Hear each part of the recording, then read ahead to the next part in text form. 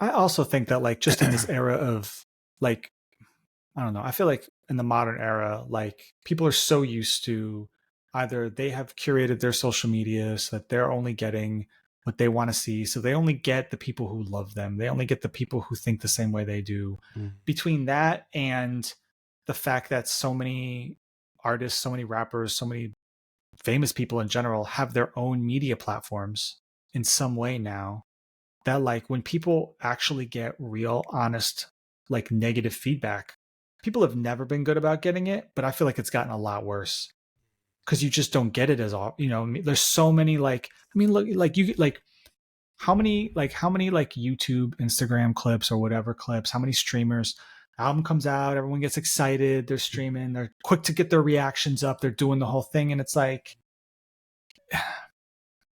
it's not like like what critical what critics hold any weight in the culture now, right? XXL and Source are long gone. Long There's gone. nothing even remotely like it. And hip hop doesn't really respect the Grammys. Right. So the Grammys aren't really a source. So like what critical voice holds any weight whatsoever? Joe. Some of the kids like your boy Fantano, who Drake Sort of. has sort Yeah. of, right? There's a Sort of. love-hate relationship with him. Yeah. It's there's few like and far between. there's like a space for like a dead end hip hop. So there's like a few, but it's not universal. It's very much based off of the algorithm and who you like, right? Yeah.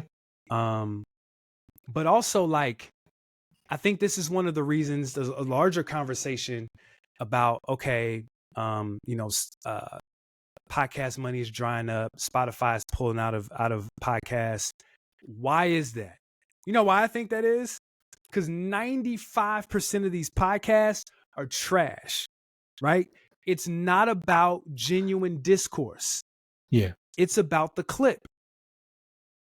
So people are speaking to go viral rather than speaking to communicate and facilitate conversation. So if all the reviews are based off of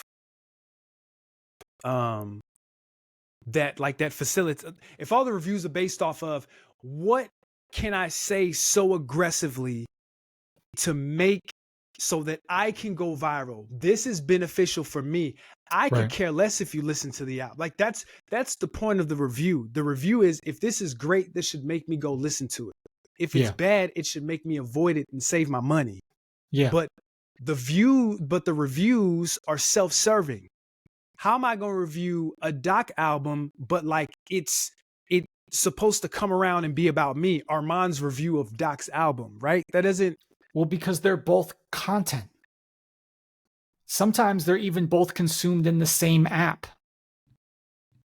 Right? So I think that's part of it for sure. But in terms of like why is podcast money drying up?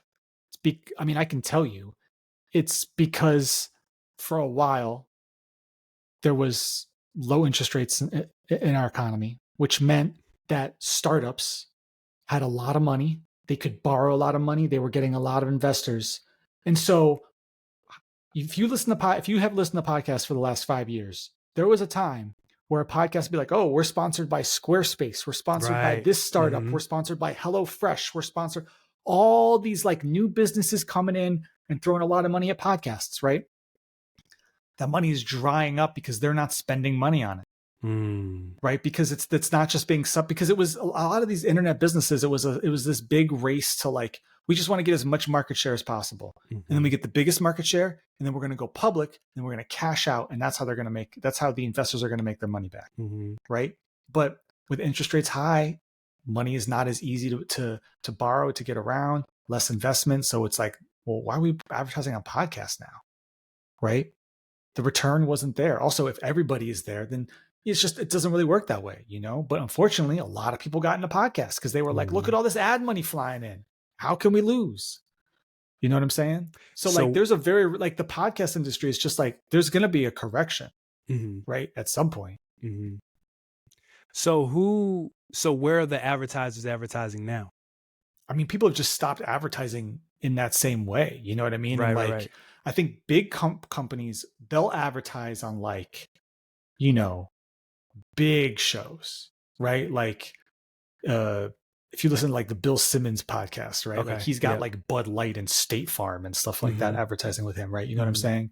But like in order to give, you have to have like real reach, and you have to be able to provide like stuff for like that level of sponsor. You know what I Mhm. mean? Mhm. And if you're not going to have, you know, companies throwing around advertising money, there's just been a lot of like, there's just been a lot of cutting.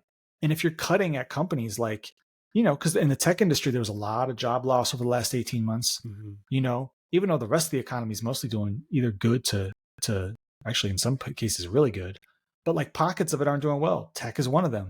And so this is like an offshoot of that. Podcast is, you know, heavily funded by tech money. I mean, for Spotify got into podcasts because they were like, well, if people are listening to podcasts, we don't want them leaving our app. Right. We want them in our app. And then they and then either they stumbled into it or they knew this all along, where they're like, oh, and it's even better because I don't even have to pay royalties off this. Mhm. And I can sell ads against it too. Like Mhm. they're getting it both ways. Yeah. You know? But you know, Spotify realized, you know, they're still in podcasts, but they're not in it the same way because they're cutting too. They can't just spend all that money. It just doesn't work that way. Yeah. You know? Yeah. Yeah.